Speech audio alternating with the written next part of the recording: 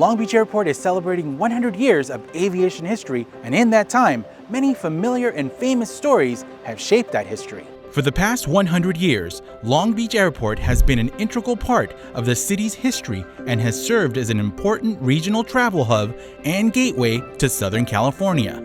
And thanks to the work of the Historical Society of Long Beach and historians Allison Rose Jefferson and Philip S. Hart, hidden, overlooked, and forgotten histories about women and people of color who have contributed to making Long Beach and Southern California a leader in the aviation and aerospace industries can now be told. So in terms of some of the early important folks in aviation, there were many of them.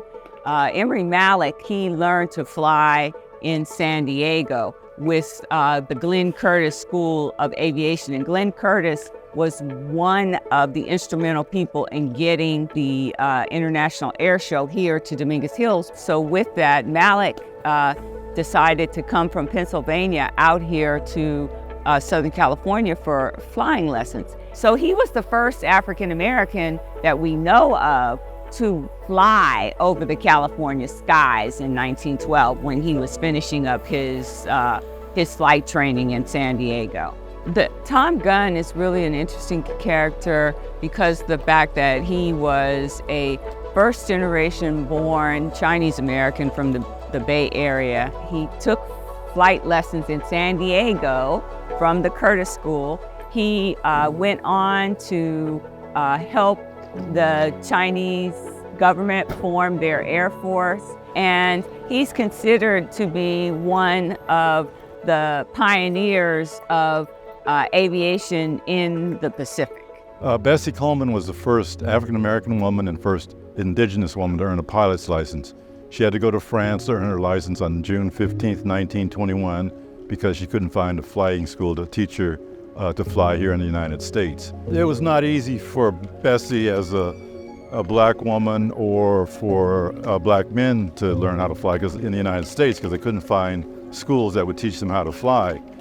So she had to learn how to speak French, found a flight school in Paris that would teach her how to fly, and arranged for her to get over to France, and she earned her license there.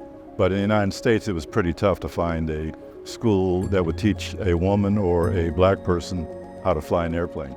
Learning all these local stories about various things that happened here in the social fabric of Long Beach and vicinity helped to tell the bigger story about aviation in the region.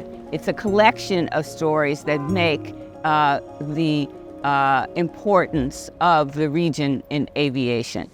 To read the full essay of inspirational histories of aviation in Long Beach and in Southern California, and to view more videos on the history of the airport, please visit lgb.org/100th.